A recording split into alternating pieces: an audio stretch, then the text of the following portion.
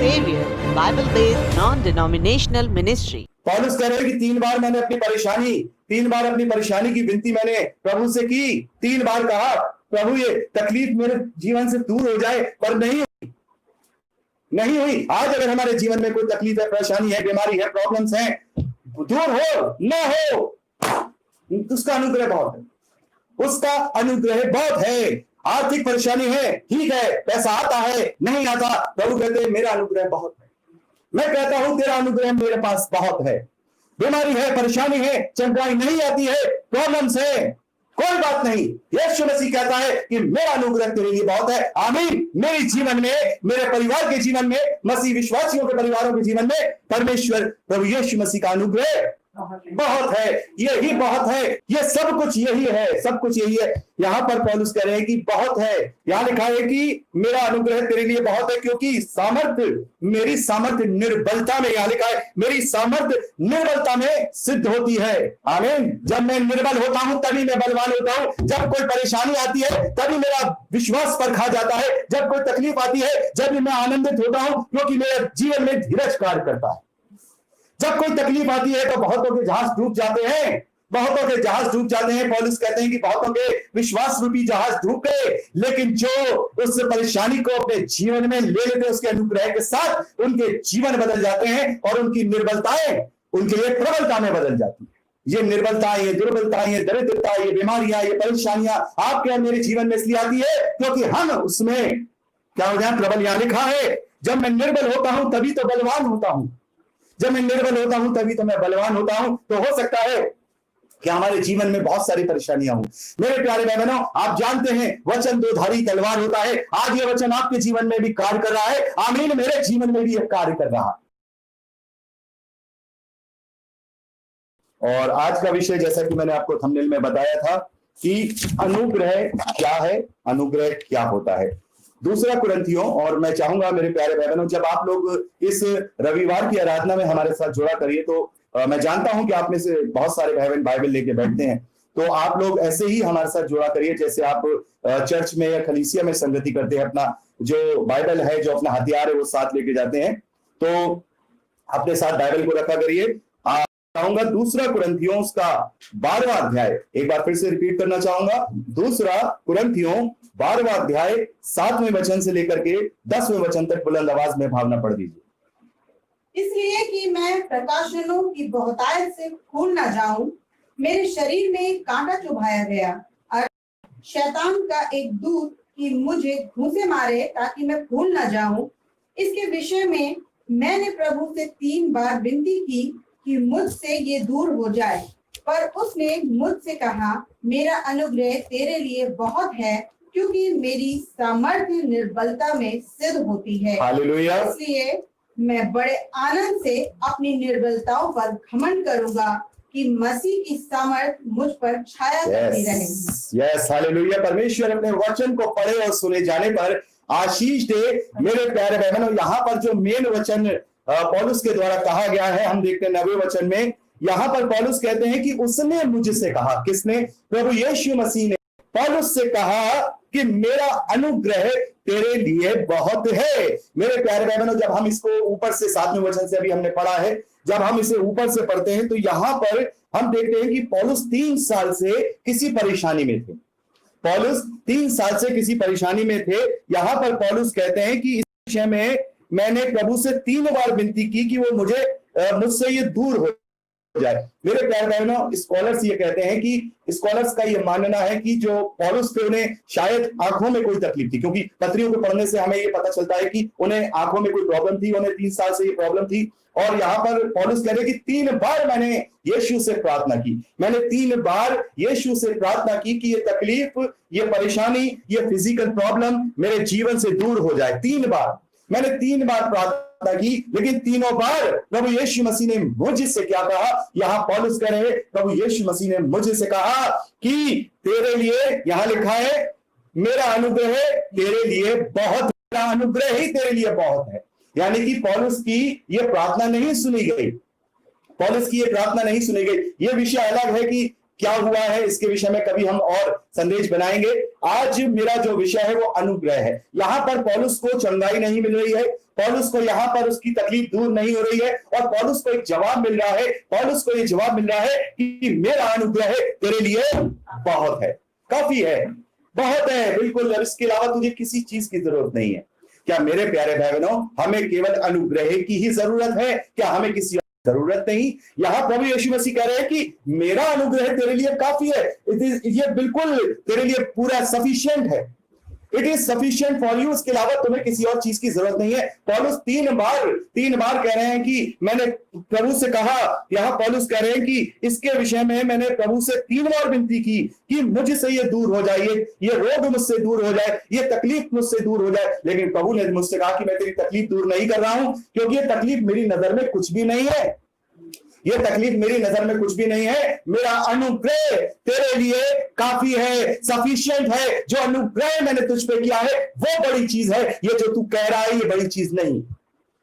दुनिया में हम केवल छोटी चीजों पर ही ध्यान देते रहते हैं कि हम यहां बीमार हो गए, हमें यहां आर्थिक रूप से तंगी आ गई, हमें यह बीमारी हो गई, हमें किसी ने छोड़ दिया, हमारा लव अफेयर था टूट गया, हमारे माता पिता ने हमें छोड़ दिया। सारी चीजों में हम लगे रहते हैं और हम उनके लिए प्रार्थना करते हैं, प्रभु ये हमसे दूर हो जाए, हे प्रभु हमसे ये दूर हो जाए। लेकिन प्रभु यीशु मसीह आज मुझसे और आपसे और तमाम मसीह विश्वासियों से कह रहे हैं कि मेरा अनुग्रह तेरे लिए सफिशिएंट है, काफी है, ये भी बहुत है तेरे लिए। तो आज हम ये देखेंगे कि ये अनुग्रह क्या है, ये अनुग्रह क्या है जो हमारे जीवन में काफी है, ये अनुग्रह क्या है जो हमारे जीवन में काफी है। और हम देखते हैं कि जो अनुग्रह होता है वो क्या होता है।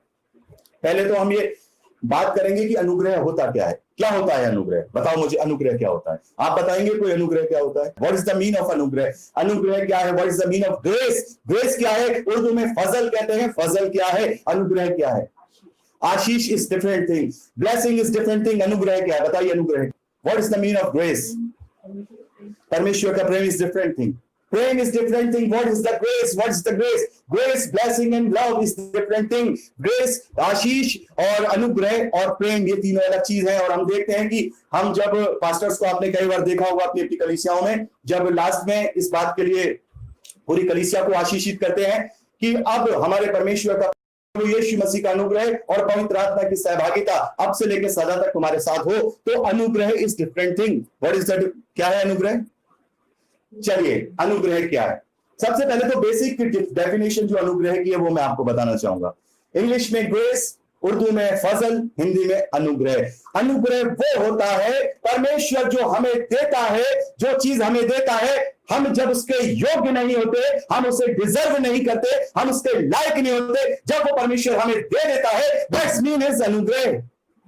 जिस चीज के हम योग्य नहीं थे, जिस चीज को हम डिजर्व नहीं करते थे, जिस चीज को हम जिसके लायक नहीं थे, जब वो परमेश्वर हमें दे दे, वो अनुग्रह होता है, वो फेवर होता है। और जिस चीज के हम योग्य हों, जिस चीज के हम लायक हों, जो हम डिजर्व करते हों, अपनी गलतियों की सजाएं की झील, गंधक की झील और दंड, उसको वो हमें नहीं देता है, वो अनुग्रह होता है। वो अनुग्रह होता है कि जिसके लायक हम नहीं होते और हम दे रहे हैं किसी को।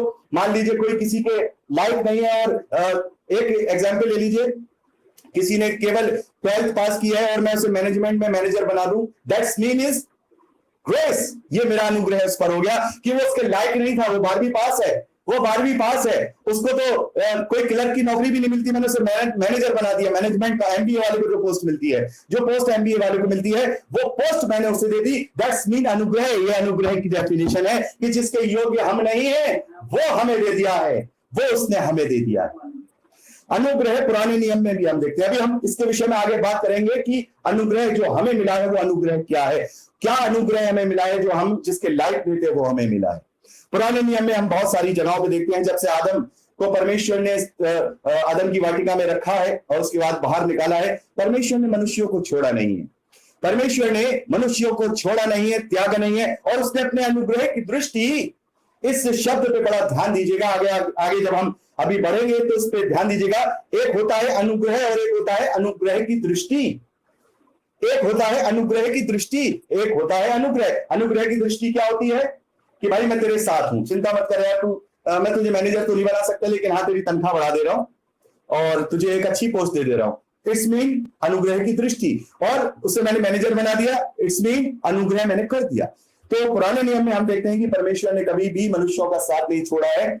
और जब हम देखते हैं कि जो अनुग्रह शब्द है, अनुग्रह शब्द जो है जब हम बाइबल में देखते हैं तो अलग अलग बाइबलों में अलग अलग गिनती पाते हैं, लेकिन अगर हम देखें तो सारी बाइबल का अगर हम कैलकुलेशन करें तो कम से कम 129 बार अनुग्रह का शब्द आया है, कम से कम। ये हम अलग अलग बाइबल की ट्रांसलेशन की बात कर रहे हैं, और पुरानी जो किंग जेम्स वर्जन बाइबल है, ये किंग जेम्स वर्जन बाइबल है, इसको अगर हम देखेंगे तो 170 बार इसमें अनुग्रह का शब्द आया है, और इसमें से केवल 39 टाइम पुराने नियम में आया है। 39 किताबें 39 बार आया है। सोचिए सबसे कितना, ये पूरा जो आप यहां देख रहे हैं ये पूरा पुराना नियम है।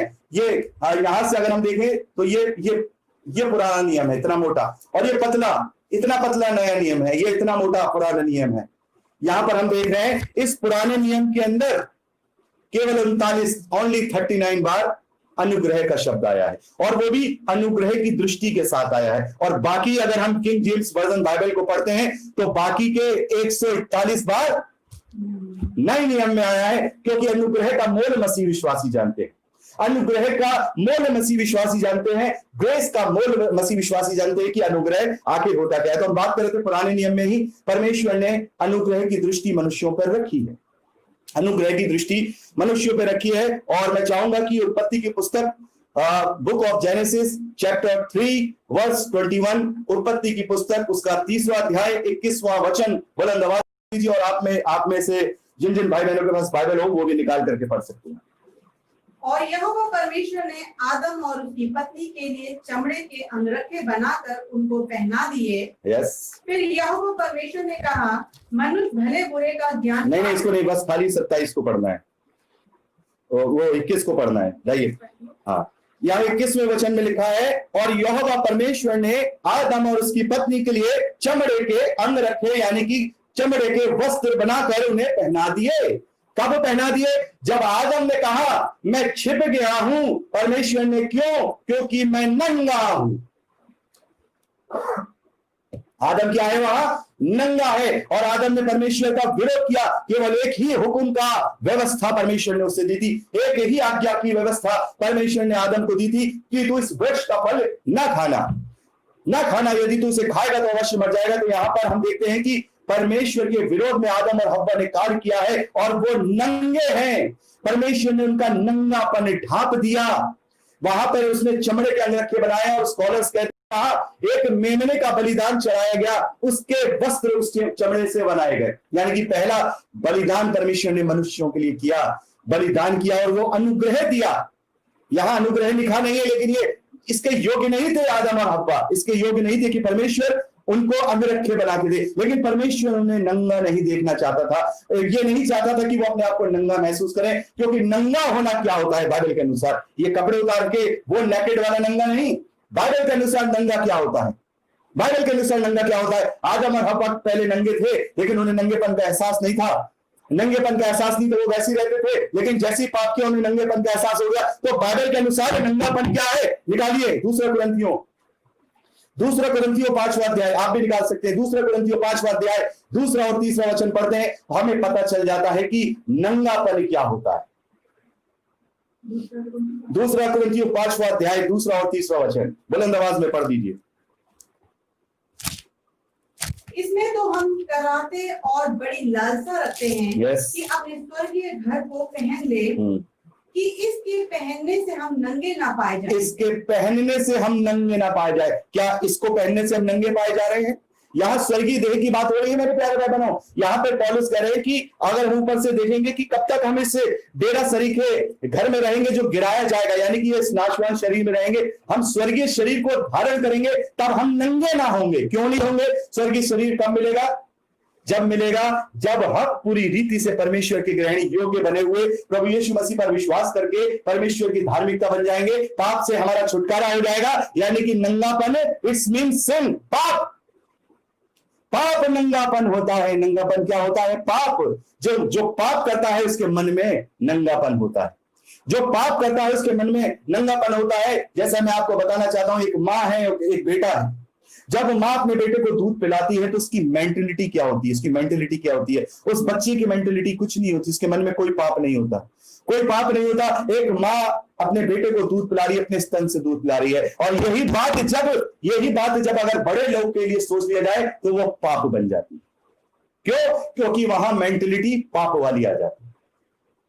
मेरे प्यारे बहनों, इसीलिए पाप ही नंगापन है। माँ और बेटे के बीच में वो नंगापन नहीं है, लेकिन अगर हम ये किसी और के सामने अगर ऐसे अपने वस्त्र उतार देंगे, वो नंगापन है, क्योंकि वहां पाप का बोध होता है, वहां पाप बीच में आ जाता है। और स्वर्गीय शरीर हमें इसलिए दिया जाएगा ताकि हम, यहां पर लिखा है, क्यों? ताकि हम नंगे ना रहें, ताकि हम नंगे ना पाए जाए। तो प्रभु वहां परमेश्वर ने जब आदम को देखा कि पाप में पड़ गया है, अब ये जा रहा है, क्योंकि जो पाप में पड़ा है वो परमेश्वर की दृष्टि में नंगा है, जो पाप में नहीं पड़ा वो परमेश्वर की दृष्टि में शुद्ध है वो। तो यहां पर हम देखते हैं परमेश्वर ने सबसे पहला अनुग्रह क्या किया, अनुग्रह की दृष्टि आदम और हव्वा पर क्या डाली कि उसने उनके लिए अंग रख के बनाए। और यहां पर एक चीज बड़े ध्यान से आप सुनते जाइएगा, हमारे अनुग्रह में और उस अनुग्रह में बहुत फर्क है।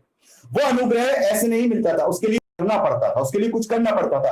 वहां परमेश्वर ने क्या किया, वहां एक कोई मेमना उसका बलिदान हुआ, वहां पर उसके खाल के चमड़े से फिर उसके वस्त्र बनाए गए। तो ये बात बड़ी ध्यान से आप सुनिएगा। और दूसरा हम किस्सा देखते हैं नूह के विषय में। नूह के विषय में 6वां अध्याय 8वां वचन, उत्पत्ति की पुस्तक 6वां अध्याय 8वां वचन पढ़ लीजिए। नूह के विषय में क्या लिखा है?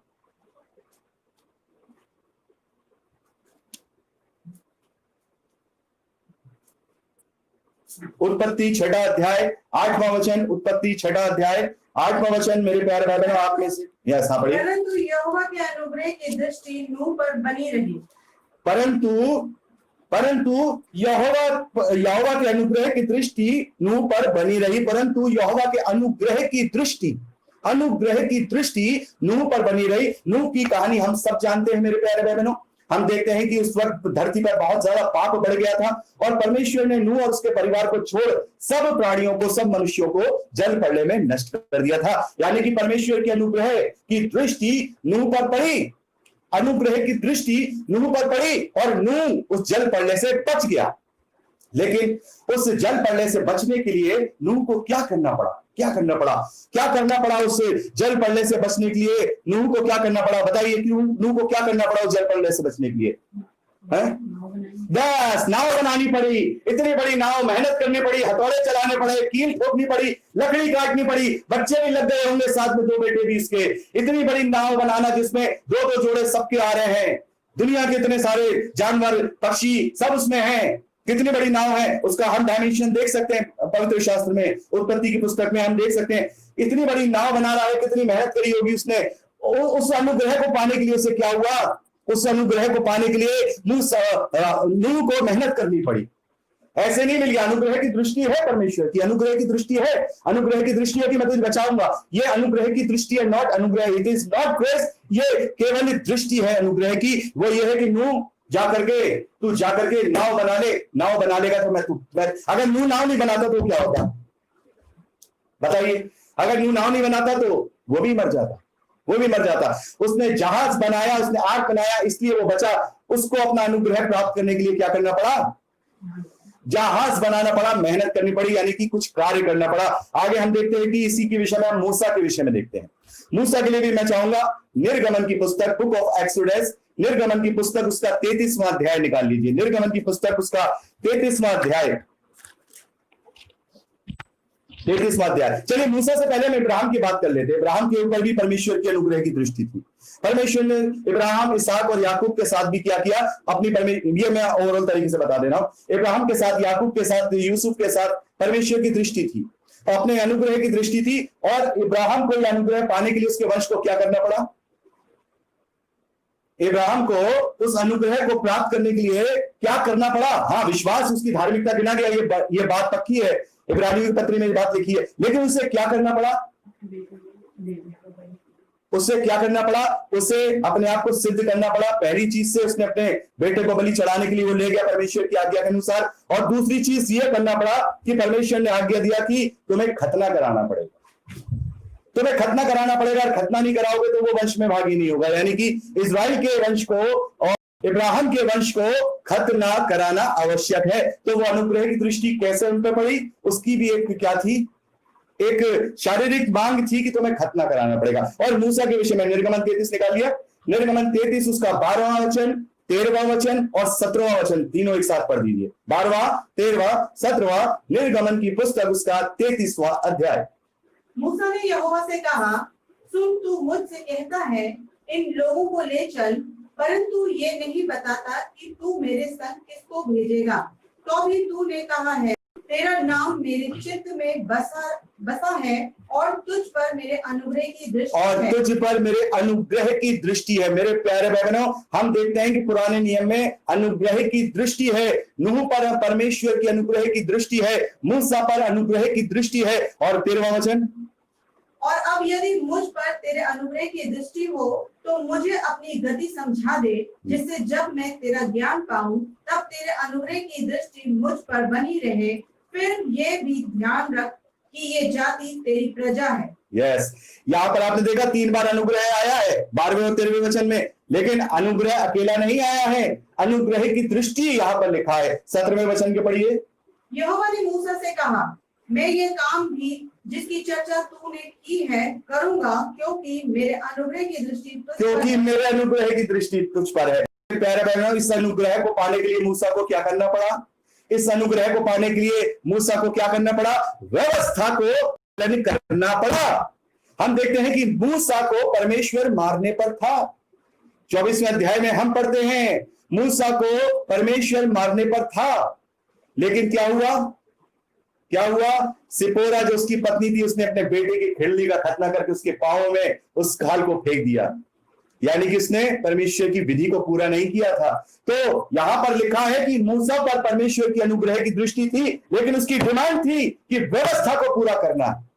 उसकी डिमांड थी व्यवस्था को पूरा करना है, क्योंकि वो अनुग्रह नहीं था, वो फेवर नहीं था, वो केवल अनुग्रह की दृष्टि थी। और उसके बाद व्यवस्था का समय शुरू होता है। मूसा के बाद व्यवस्था का समय शुरू होता है, और उस व्यवस्था में भी अनुग्रह की दृष्टि है, लेकिन उसकी भी एक डिमांड है कि जो ये बातें मैंने तुम्हें दी हैं। मूसा से परमेश्वर ने कहा कि इस्राएलियों से कह दे कि जो विधि विधान नियम कायदे कानून मैं तुम्हें दूंगा, यदि तुम उसका पालन करोगे तो तुम मेरा निज धन कहलाओगे, निज भाग कहलाओगे। इस्राएलियों ने कह दिया कि हाँ, हम करेंगे।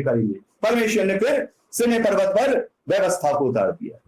परमेश्वर ने फिर व्यवस्था को दे दिया कि तुम्हें ये करना है, ये नहीं करना है, ये खाना है, ये नहीं खाना है, ये पीना है, ये नहीं पीना है, दाढ़ी रखनी है, बलि चढ़ाने, ये सारे बातें दे दी। अनुग्रह की दृष्टि पाने के लिए इस्राएलियों को क्या करना पड़ता था, व्यवस्था का पालन करना पड़ता था। तो आप देखते हैं पुराने नियम यहां पर हम पूरा कंप्लीट होता हुआ देखते हैं, यानी कि आदम से लेकर के मूसा तक कुछ ना कुछ अनुग्रह पाने के लिए शारीरिक रूप से करना पड़ा। लेकिन मेरे प्यारे बहनों, अब हम देखते हैं कि अनुग्रह और अनुग्रह की दृष्टि में क्या फर्क है, क्योंकि हमें अनुग्रह मिला है, हम पर अनुग्रह की दृष्टि नहीं है। हम प्राप्त किए हुए हैं। अनुग्रह की दृष्टि तो ये होती है, हाँ भाई मैं तेरे साथ हूं, लेकिन हमने अनुग्रह पाया है, हमने संपूर्ण अनुग्रह पाया है। यूहन्ना का सुसमाचार 1 अध्याय 14वां और 17वां वचन पढ़ दीजिए। और वचन देधारी हुआ, और अनुग्रह और सच्चाई से परिपूर्ण होकर हमारे बीच में डेरा किया। अब अनुग्रह की दृष्टि स्वर्ग से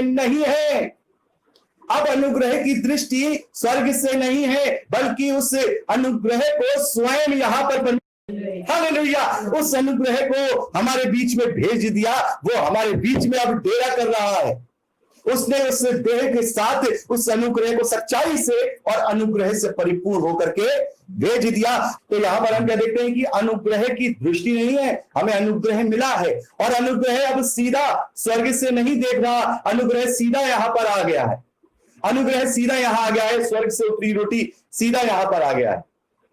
ठीक है, और आगे पढ़िए 15वां अध्याय 11वां वचन। प्रेरित के कार्य 15वां अध्याय 11वां वचन में आपको ये बातें इसलिए पढ़ा रहा हूं ताकि हमें पता लग पाए कि पुराने नियम में अनुग्रह की दृष्टि थी, क्योंकि अनुग्रह स्वयं यहाँ नहीं था, लेकिन नए नियम में अनुग्रह यहाँ देधारी होकर के आ गया, इसीलिए हम पर अनुग्रह कनेक्ट हो गया।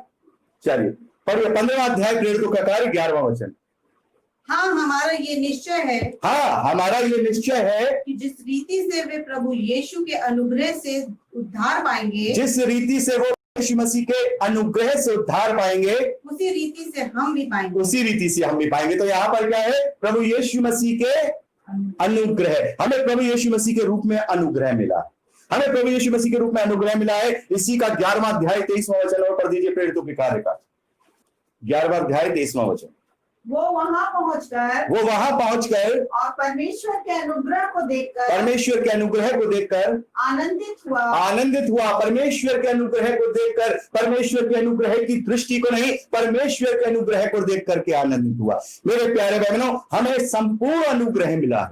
और हमें अनुग्रह क्या मिला है? हमें कैसा अनुग्रह मिला है? अभी हमने क्या देखा? अनुग्रह की दृष्टि प्राप्त करने के लिए व्यवस्था का पालन करना जरूरी था। अनुग्रह की दृष्टि प्राप्त नूह को जहाज बनाना जरूरी था। अनुग्रह की दृष्टि आदम को प्राप्त करने के लिए बलिदान का और उन्हें उनका अंगरखा बनाना जरूरी था। लेकिन हमें कौन सा अनुग्रह मिला है?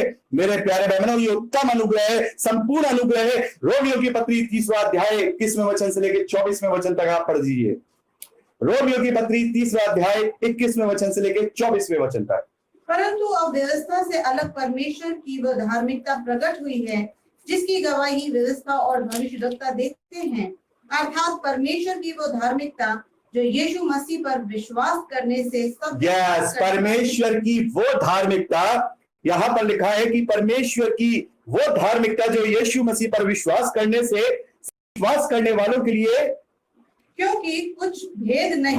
आगे इसलिए कि सब ने पाप किया है और परमेश्वर की महिमा से रहित हैं, परंतु उसके अनुग्रह से उस छुटकारे के द्वारा जो मसीह यीशु में है सेत में अनुग्रह मिला है। Hallelujah, free of cost. हमारी बहन सोनी ने कहा कि अनुग्रह का मतलब फ्री ऑफ कॉस्ट होता है। नहीं, अनुग्रह हमें फ्री ऑफ कॉस्ट मिला है। हमें अब कुछ नहीं करना है, हमें कुछ नहीं करना है। ना दाढ़ी रखनी है, ना कैंडल जलानी है, ना कोई बलि चढ़ानी है, ना कोई तीर्थ यात्रा करनी है, ना हमें अपने शहर के नंगे पांव 4 चक्कर लगाने हैं, ना ही हमें कोई और दूसरी तरह हमें अपने शरीर को कष्ट देना है। नहीं, free of cost, free of cost. ये अनुग्रह फ्री ऑफ कॉस्ट हुआ है। ये तो वही वाली बात हो गई कि एक बेकार आदमी, अनपढ़ आदमी सो रहा था और प्रधानमंत्री मोदी का फोन उसके पास आया कि मैंने तुझे गृह मंत्री बना दिया। ये होता है, ये अनुग्रह परमेश्वर ने हमें दिया है फ्री ऑफ कॉस्ट। और वो सोच रहे हैं क्या वो मैं तो लायक नहीं हूं, लेकिन मोदी जी कह रहे नहीं,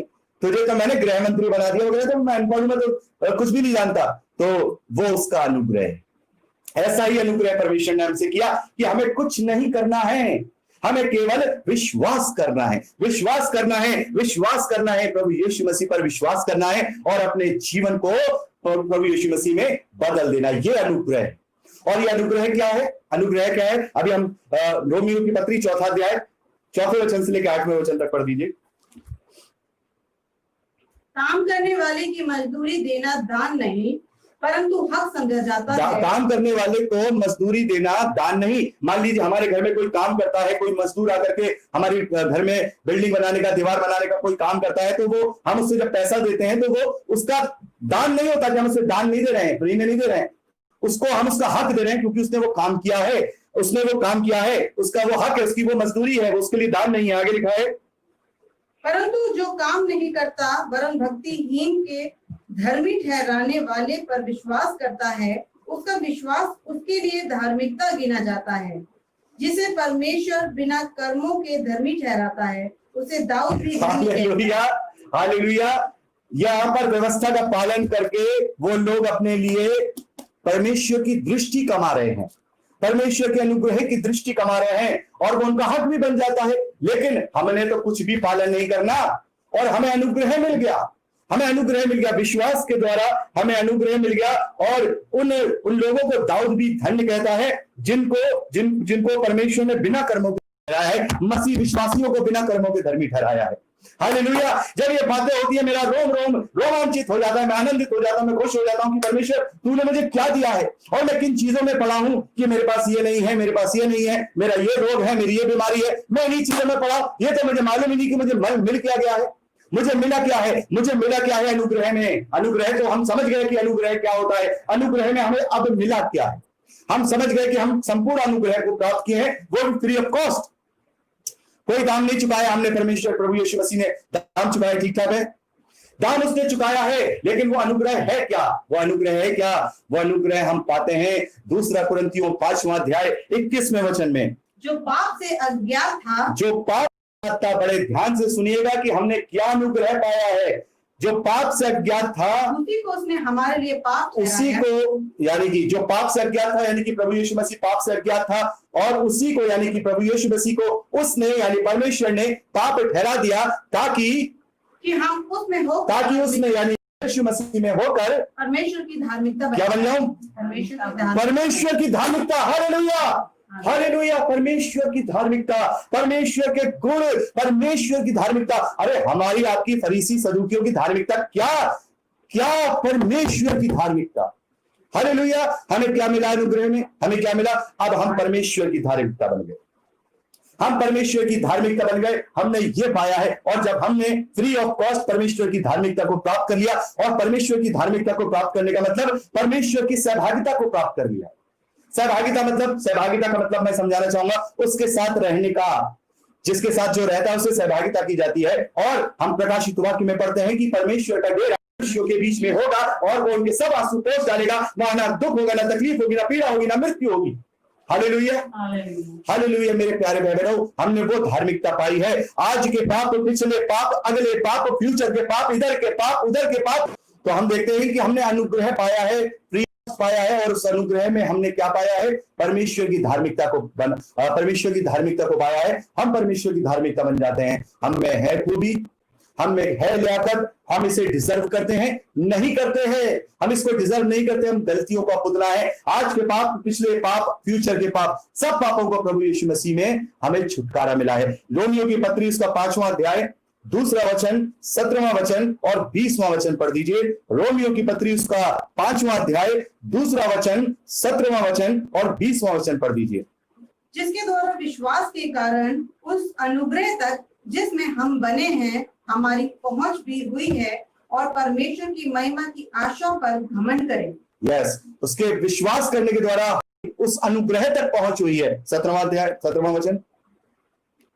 क्योंकि जब एक मनुष्य के अपराध के कारण मृत्यु ने उस एक ही के द्वारा राज्य किया, तो जो लोग अनुग्रह और धर्म रूपी वरदान बहुतायत से पाते हैं, वे एक मनुष्य के अर्थात यीशु मसीह अवश्य ही अनंत जीवन में राज्य करेंगे। हालेलुया।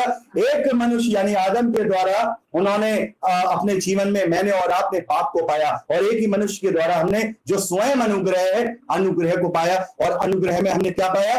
परमेश्वर की धार्मिकता और अनंत जीवन, अपने पापों से छुटकारा। 20वां वचन भी पढ़ दीजिए। व्यवस्था बीच में आ गई कि अपराध बहुत हो, परंतु जहाँ पाप बहुत हुआ वहाँ अनुग्रह उससे भी कहीं अधिक हुआ। उससे भी अधिक हुआ। मेरे प्यारे भाई बहनों, हमारे पापों की क्षमा आसान नहीं है।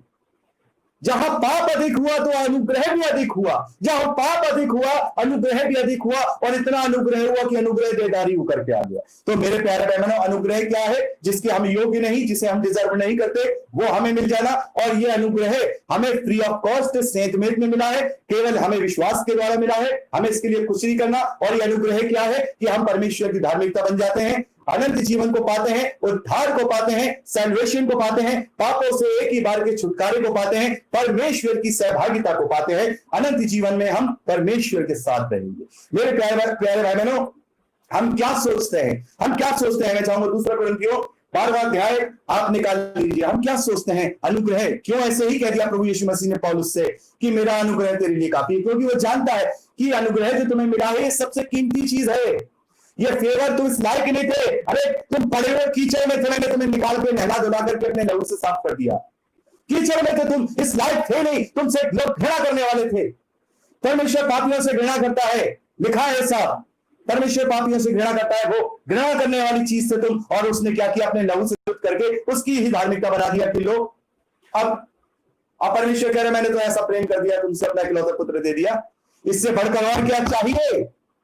पौलुस कह रहे हैं कि 3 बार अपनी परेशानी की विनती मैंने प्रभु से की। 3 बार कहा प्रभु ये तकलीफ मेरे जीवन से दूर हो जाए, पर नहीं हुई। आज अगर हमारे जीवन में कोई तकलीफ है, परेशानी है, बीमारी है, प्रॉब्लम्स हैं, दूर हो न हो, उसका अनुग्रह बहुत है, उसका अनुग्रह बहुत है। आर्थिक परेशानी है, ठीक है, पैसा आता है नहीं आता, प्रभु कहते हैं मेरा अनुग्रह बहुत है। मैं कहता हूं तेरा अनुग्रह मेरे पास बहुत है। बीमारी है, परेशानी है, चंगाई नहीं आती है, प्रॉब्लम्स है, कोई बात नहीं, यीशु मसीह कहता है कि मेरा अनुग्रह तेरे लिए बहुत है। आमीन। मेरे जीवन में, मेरे परिवार के जीवन में, मसीह विश्वासियों के परिवारों के जीवन में परमेश्वर प्रभु यीशु मसीह का अनुग्रह बहुत है। यही बहुत है। इट इज द सब, ये सब कुछ यही है, सब कुछ यही है। यहां पर पौलुस कह रहे हैं कि बहुत है, क्योंकि जब हम, एक मिनट में निकालना चाहूंगा, पढ़ दीजिए जरा 10वां वचन, 2 कुरिन्थियों 12वां अध्याय। चलिए निकल गया मेरा, मैं पढ़ता हूं। यहां लिखा है कि मेरा अनुग्रह तेरे लिए बहुत है, क्योंकि सामर्थ्य, मेरी सामर्थ्य निर्बलता में, यहां लिखा है मेरी सामर्थ्य निर्बलता में सिद्ध होती है, निर्बलता में। और आगे लिखा है इस कारण मैं मसीह के लिए, इस कारण मैं मसीह के लिए निर्बलताओं, बड़े ध्यान से सुनिए, मसीह के लिए निर्बलताओं और निंदाओं, दरिद्रता और उपद्रवों में और संकटों में प्रसन्न होता हूं, क्योंकि जब मैं निर्बल होता हूं तभी मैं बलवान होता हूं। आमीन। जब मैं निर्बल होता हूं तभी मैं बलवान होता हूं। जब कोई परेशानी आती है तभी मेरा विश्वास परखा जाता है। जब कोई तकलीफ आती है जब मैं आनंदित होता हूं, क्योंकि मेरे जीवन में धीरज कार्य करता है। जब कोई तकलीफ आती है तो बहुतों के जहाज डूब जाते हैं, बहुतों के जहाज डूब जाते हैं। पौलुस कहते हैं कि बहुतों के विश्वास रूपी जहाज डूब गए, लेकिन जो उस परेशानी को अपने जीवन में ले लेते हैं उसके अनुग्रह के साथ, उनके जीवन बदल जाते हैं और उनकी निर्बलताएं उनके लिए प्रबलता में बदल जाती है। ये निर्बलताएं, ये दुर्बलताएं, ये दरिद्रता, ये बीमारियां, ये परेशानियां आपके और मेरे जीवन में इसलिए आती है क्योंकि हम उसमें क्या हो जाए, प्रबल। यहां लिखा है जब मैं निर्बल होता हूं तभी तो बलवान होता हूं, जब मैं निर्बल होता हूं तभी तो मैं बलवान होता हूं। तो हो सकता है कि हमारे जीवन में बहुत सारी परेशानियां हों। मेरे प्यारे बहनों, आप जानते हैं वचन दो धारी तलवार होता है। आज ये वचन आपके जीवन में भी कार्य कर रहा है। आमीन। मेरे जीवन में भी यह कार्य कर रहा है। आमीन। जब मैं निर्बल होता हूं तो मैं परमेश्वर में बलवंत होता हूं, उसी में बलवान होता हूं। इसीलिए प्रभु यीशु मसीह कहते हैं जब भी तकलीफ आए, जब भी तकलीफ आए, परेशानी आए, बीमारी आए, आर्थिक बंदी आए, कुछ भी आए, प्रॉब्लम्स आए, एक ही वचन मेरे प्यारे बहनों, पिछले 6 दिन से मेरे कॉन्शियस में प्रभु यीशु मसीह ये वचन दे रहे हैं। ये वचन दे रहे हैं कि मेरा अनुग्रह तेरे लिए काफी है जेम्स, मेरा अनुग्रह तेरे लिए काफी है जेम्स, मेरा अनुग्रह तेरे लिए काफी है जेम्स। मैंने कहा कि प्रभु हाँ, तेरा अनुग्रह मेरे लिए काफी है, काफी है मेरे लिए, बहुत है, बहुत है। ये अनुग्रह मेरे लिए बहुत है, ये अनुग्रह आपके लिए बहुत है। तब जब कभी तकलीफ में आए, परेशानी में आए, प्रॉब्लम्स में आए, प्रॉब्लम्स आए आपके जीवन में, तभी कह दीजिए कि मेरा हे प्रभु तेरा अनुग्रह मेरे लिए बहुत। तो आज हमने इसके विषय में देखा कि सब कुछ, सबसे बड़ा अनुग्रह है और जो हमें मिला है वो कोई छोटी मोटी चीज नहीं मिली है, हमें परमेश्वर का अनुग्रह मिला है।